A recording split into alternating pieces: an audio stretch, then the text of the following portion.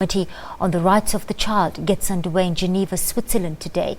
It aims to provide an opportunity to address pressing issues on the well-being of all children in South Africa. That meeting will be of particular interest to the Alternate Report Coalition, Children's Rights South Africa, an alliance driven by 11 leading groups on child's rights in the country. This comes amid escalating violent crime and abuse of children in the country. Last week, the nation was horrified by the death of a 15-month-old toddler, Asheeqa Scott, due to fatal child abuse. But the death of baby Asheeqa is one of many that still slip through the cracks of our criminal justice system. Stephanie Ross is the senior researcher at UCT's Children's Institute. She joins us now from our Sea Point studios. Good afternoon, Steffi. Thank you so much for your time on the SABC News Desk. Hi, Kirshni. Thanks for having me. Where are we, Steffi, in terms of progress made in realizing children's rights and their protection? Because a case like Asheeqa Scott or the case of 6-year-old Kutlwane Kharesapa, who was stabbed to death, saving his mom from a rapist, reminds us just how much more work we have to do to keep all our children safe. Can you put it all into context for us? Yeah, thanks, Kirshni. So today is an important meeting between the South African delegation and the UN Committee on the Rights of the Child, where one of the issues that's being discussed is the high levels of violence against children in South Africa.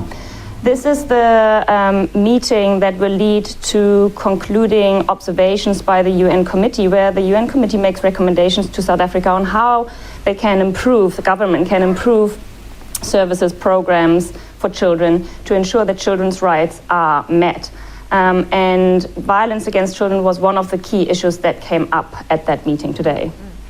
Steffi, we do have some of the most progressive laws. Government has adopted a zero-tolerance approach to violence against children, but such crimes are still so pervasive. It just looks like the impact and implementation when it comes to our laws is not there yet. Why is this? Yeah, that's a good question, Kirshni. That was actually one of the issues raised by the committee today. They highlighted that South Africa has very progressive laws, very comprehensive laws, but that there is a lack of implementation, there is a lack of structural improvement. And in their answers to the committee, government spoke about certain programs that they are implementing in one or another province, one initiative that they do here or another program that they do there, but we feel there's no structural planning. There's not enough research on how do we prevent violence against children. There's not enough evidence-based programming. It means South African government is trying a program or is implementing programs, whereas we don't know whether these programs work. So that's one of the issues. The other issue for us as a member of the Alternate Report Coalition is leadership, and that we feel that the Department of Social Development, which is meant to lead on children's rights in South Africa, is not in a position to supervise, in inverted commas, what the other departments are doing. So it's a very difficult task for them to monitor and hold other government departments accountable for realizing children's rights. Steffi, the case of Asheeqa Scott in particular was picked up very quickly, but there's still so many that slip through the cracks. Especially worrying now is half of child homicides are due to neglect or abuse in the country.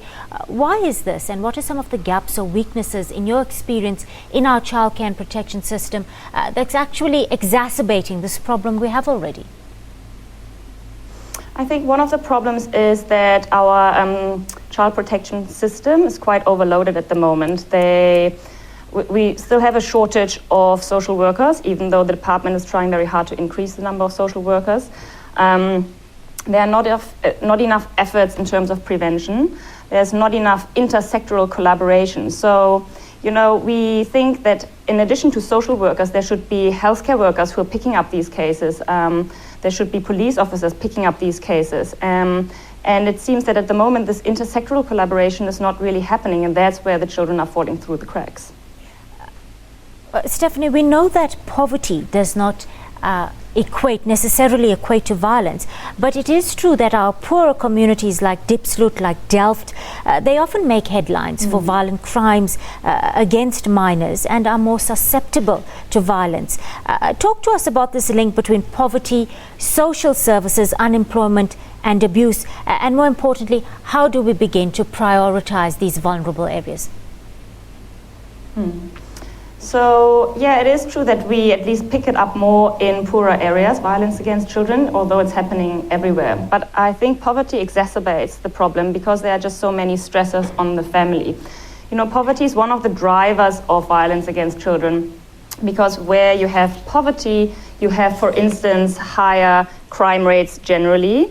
You have an acceptance of violence in some of these communities. You have contributing factors like increased drug abuse because there's, people are unemployed, there's nothing they can do with their lives necessarily, there's no recreational facilities. So, and these add up to a puzzle